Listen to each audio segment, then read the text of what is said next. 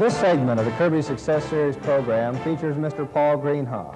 Paul has achieved many outstanding successes in the Kirby business, even though he has had cerebral palsy since birth. He joined Kirby in January of 1973 and sold 14 Kirbys that month. By March of 1975, he had earned his 5-star award and later went on to earn his President's Pin. At one point, Paul sold 37 Kirbys in 11 days. Listen now as Paul explains why he feels there are no excuses.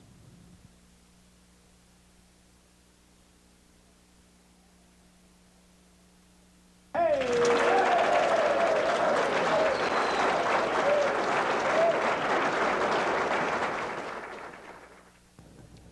don't know who wrote that introduction, but it sure sounds impressive, doesn't it?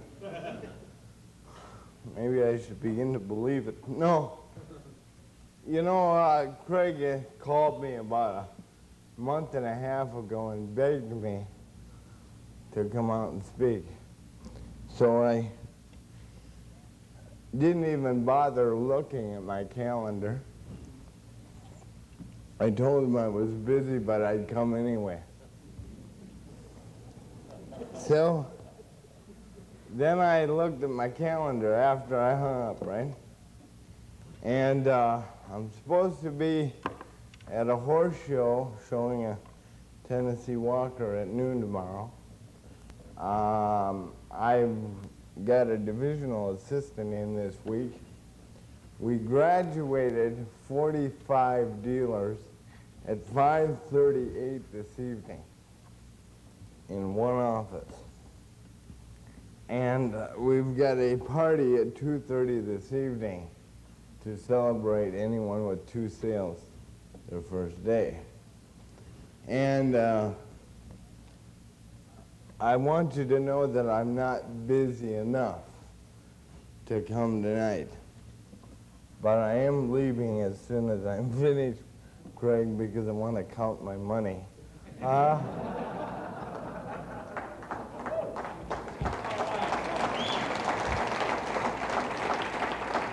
You know, he told you the story, and I'm going to tell it to you again in a longer version because it's about the only real story I know about myself.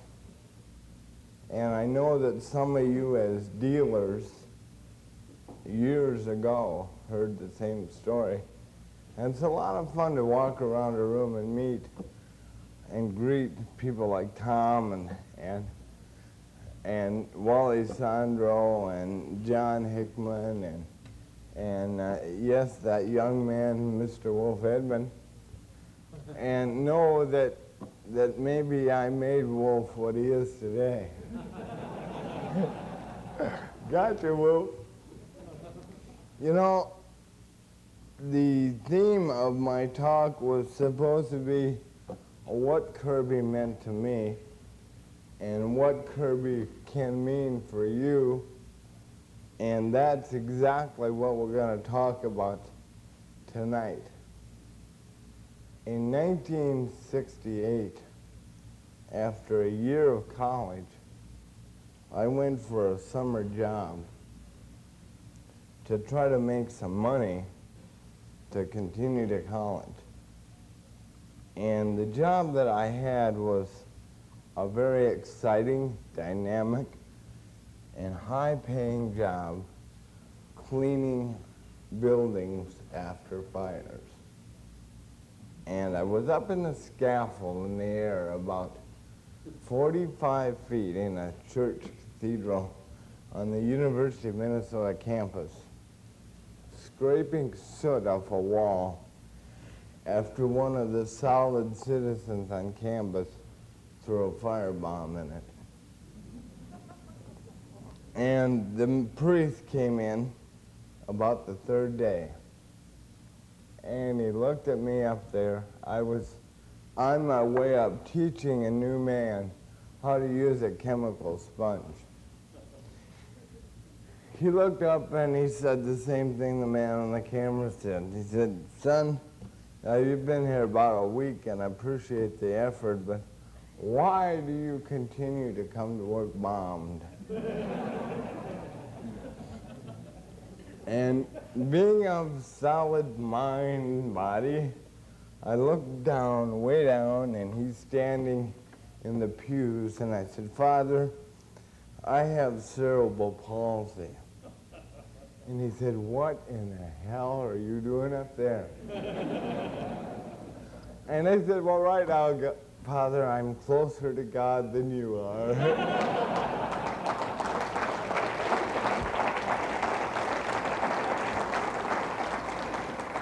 Now, obviously, no one likes to be told that you're better than they are, right?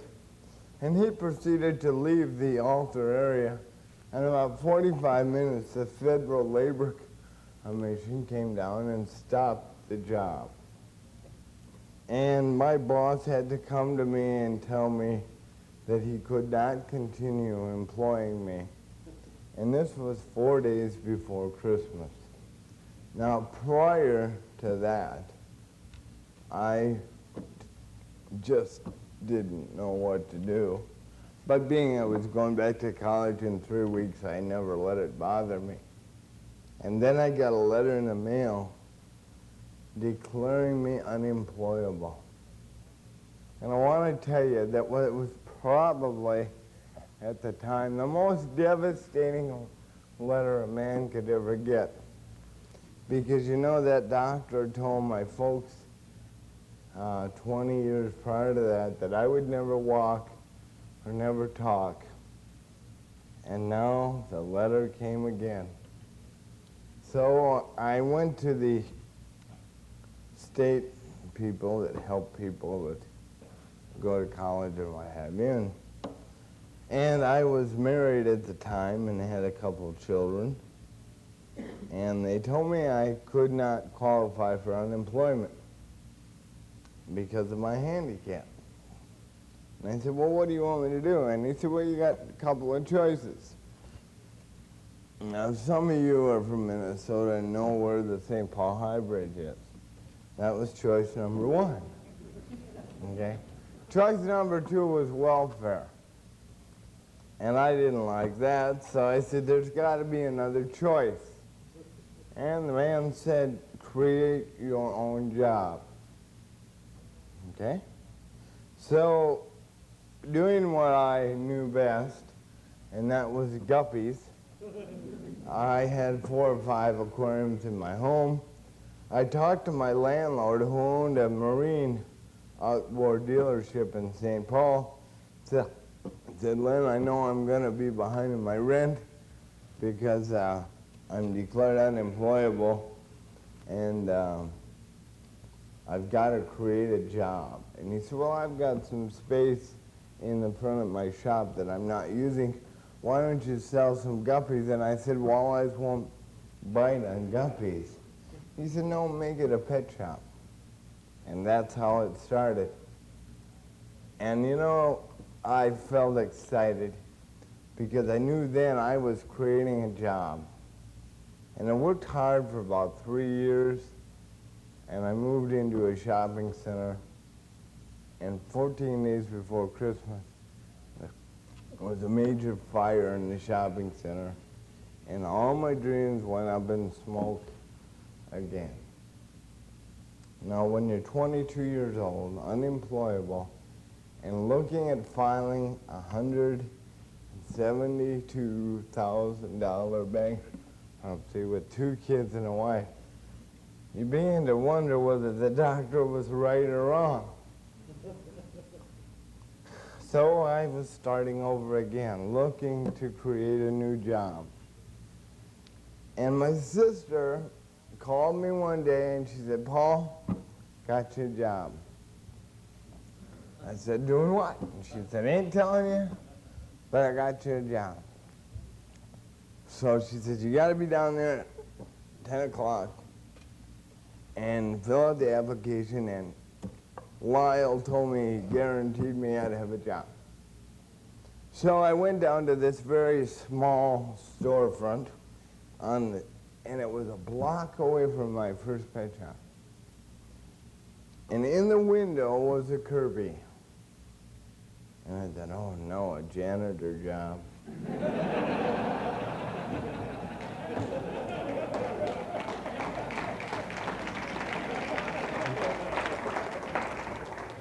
Well, I walked into the storefront and I said, hi, I'm here to apply for the janitor's job.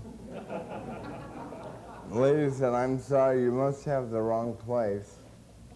And I said, well, Lyle Nelson told me to come down and fill out an application for something. Isn't this Dale Street 511? Yes, it is, and Mr. Martin will be with you in a minute. So I filled out this piece of paper, and all of a sudden this jolly little guy come rolling through the door. Come on back here. And there was 27 of those suckers on the wall. And when he told me it was selling dirt suckers door to door, I knew I was in the wrong spot. Now you gotta understand, here's a guy unemployable turning down a job, right?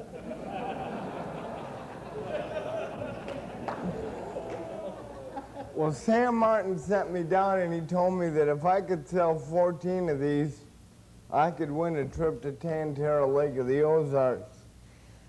And I wasn't going to be doing nothing for the next 30 days anyway, according to the state, so I figured, what the hell, right? Well, then he told me my sister bought one for Lyle, and I figured if she'd buy one, anybody would, right? So I went home and I told my wife about my Kirby opportunity, and she cried for 3 days.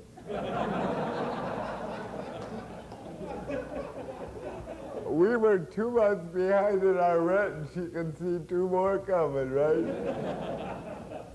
Now, my father's in lumber sales, and I always watched my dad get ready for work, and he always shined his shoes, Mom pressed his sport coat, and put a nice crease in his pants, and sent him off to work every day. And I hadn't had a haircut in about 2 months. So I went to my barber in Mel. I said, Mel, I got a job today and I need a haircut. There's only one minor problem. I can't pay you till payday. And he said, sit down, son, I'll cut your hair. And you know how they pop the old towel around the neck, you know, and he tightened it up. He says, what do you do with it? I said, I'm selling Kirby Vacuum Cleaners, and that cape come off fast. He said, son, I gotta tell you, there ain't no way you'll make anybody doing those. And I said, Mel, listen, I gotta try something. I'll bet you that I'm gonna do well at this, and if I don't, I'll sweep your floor for a month for the haircut. But if I do well, next Saturday when I pay you, I'm gonna show you a Kirby, all right? And he reluctantly put the cape back around my neck. Well, my paycheck that Friday was $437. They had a contest up, dinner for 2 for one sale over your countdown weekend, and I said, what if I get 4? He said, I'll make a dinner for 4, right? So I called my dad and I said, hey, Dad, I got my first paycheck. I want to go to dinner and take you and Mom out. And he said, save your money, son. It's going to be a long winter. And I said, look, Dad, I want dinner for 4 at the Blue Horse. And he says, I'll be right over. Now, at that time, I drove a collector's automobile. It was a 1958 Olds 88 two-door hardtop with a 307 engine in it. It had been rolled 3 times by my father-in-law. And my brother and I put it back together with a pink door and a red hood and a green trunk and a black fender. It looked like a rainbow driving down the road, you know? And I demanded that I drive that car to the Blue Horse, which was a 4-star restaurant in St. Paul. My dad didn't want to get in it. My mother said, oh, Warren, please, you know. So we're driving down the highway, and we get up in underneath the canopy, and the black fellow parking cars looked in the window and said, McDonald's is down the street about a block. I showed him my coupon gift certificate, and he said, "Park it yourself." Later on, I found out I parked it by the dishwasher's car, and he had a nicer one than I did. Now, I had this paycheck in my pocket, right? Because I knew that if I'd cashed it, he wouldn't believe I made it, right? So I laid it on the table, and he looked at it and said, I swore enough. He just looked at it and went, "Wow." And he handed it to my mother, and she said, "Paul, I don't know what you're doing, but it ain't too late to get out of it before you get in trouble." Now, if you can relate to that kind of a start in Kirby, I'm sure that you and I are going to get to know each other a little better. Because 7 months later, I brought a brand new 73 Dodge Monaco and paid cash for it. And 18 months later, built a brand new home in Anoka, Minnesota. I never forget calling my dad and saying, "Hey, Dad, I'm moving." Now, I had just moved about 8 months into a nice apartment over with a pool and a tennis court. And he said, "I knew you bit off more than you could chew, did you?" And I said, "No, not really, but I'm moving. Will you help me next Saturday?" And he said, "Yeah, where you moving?" I said, "Oh, just down the road a ways, 60 miles. I didn't want to tell him, you know.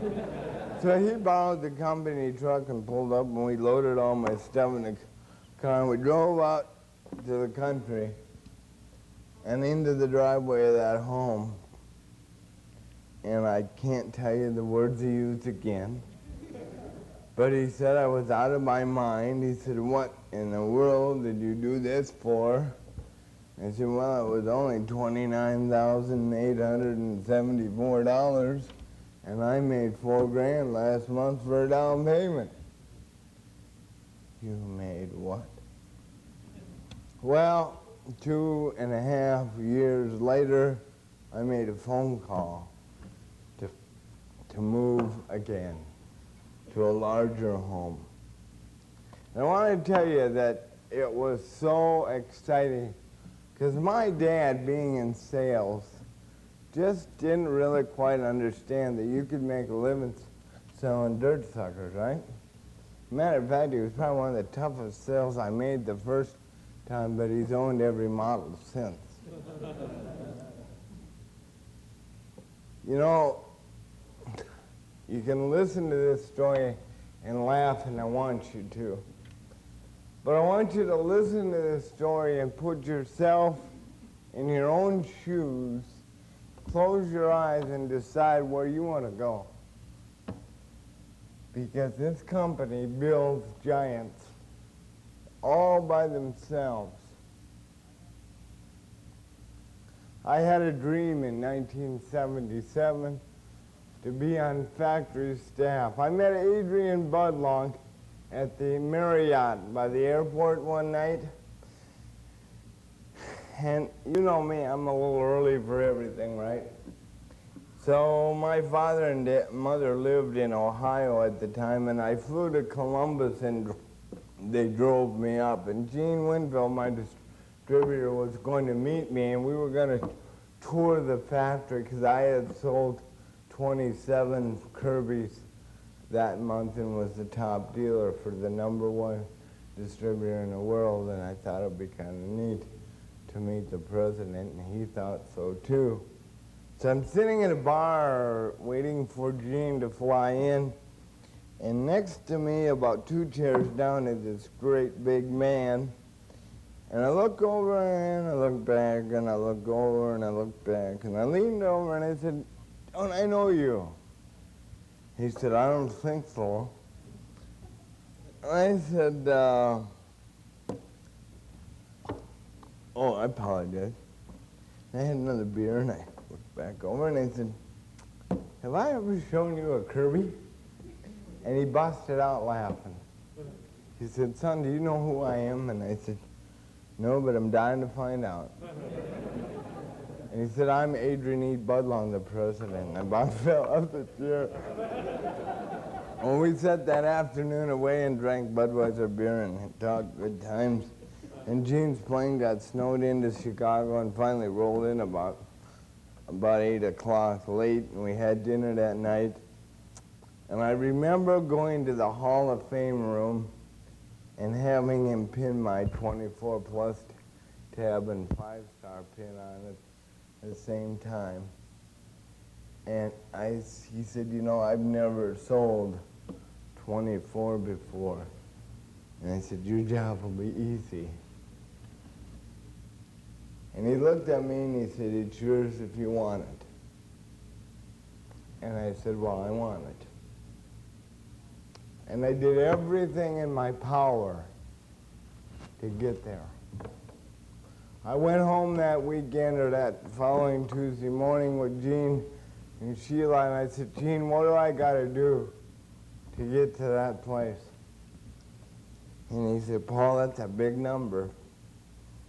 And I said, I know, but I'm going to be there. And about 1.5 years later, I decided, well, the obvious step would be AD. So I opened up an AD and we hit 92 in Red Wing. Conrad and Jarvis and I the first month open. And then I decided that divisional assistant would be the most obvious way because, see, I was with the #1 distributor in the world, and hell, he knew how to do it, right? And the only way that I was going to get Bud Long to look at me was if I could figure out how to help somebody that didn't know any better. So I called Ray Cook, and he said, I don't need anybody. So I kind of said, shoot, I'm going to do it anyway. So I knew this distributor in Danville, Illinois, and I called him up and I said, hey, let's do an exchange. I'll come down and work for you for a week, and you send your sales manager up to work for Conrad for a week, and we'll see what happens. Well, I got down there, and I drove down and sold 37 Kirbys in a week out of a van. And the neighboring distributor heard I was in town, and the night I was to leave the next day, Rick Carlson decided to throw a joint rally and let them hear me and how I closed and this and that. And Jim Schwagman talked me into coming there the next week. And from there I went to another place, and from there I went to another place, and about 5 weeks into it, Ray Cook's son-in-law said, hey, come on down to my house, right?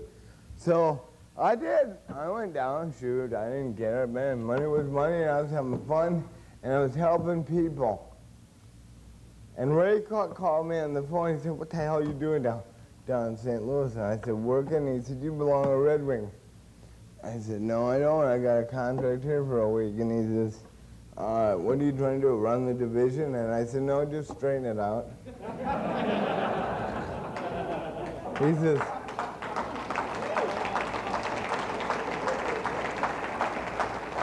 says, where have you been? And I told him, and so he called all the distributors, he called me back, and he said, you're hired? And I said, no, I'm not. I'm an independent contractor on a consultant basis. I'm working for myself. I've created my own job. I'm unemployable. Leave me alone.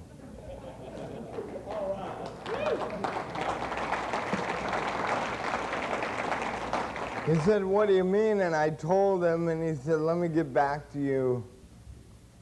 And Ray Cook went out and bought a private policy to cover workman's comp and unemployment so I could be declared unemployable again.